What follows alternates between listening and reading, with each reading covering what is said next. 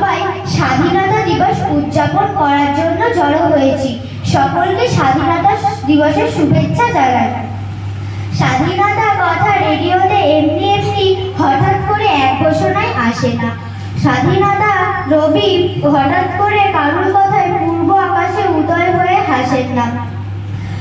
পরাধীনতার বেড়াজাল থেকে ভারতবাসীদের মুক্তি করতে আত্মবলিদান দিয়েছে শত শত দেশপ্রেমিক। 1947 সালে 15ই আগস্ট ভারত ব্রিটিশ সরকারের কর্তৃত্ব থেকে মুক্ত হয়েছিল। এই দিনটিকে স্মরণীয় করে রাখার জন্য আমরা প্রতি বছর স্বাধীনতা দিবস হিসাবে পালন করি। আপন জীবন তুচ্ছ করে যারা বাজিয়েছিল দুর্যোগ, তারা করণীয়, তারা শ্রদ্ধেয়, তারা চিরস্মরণীয়।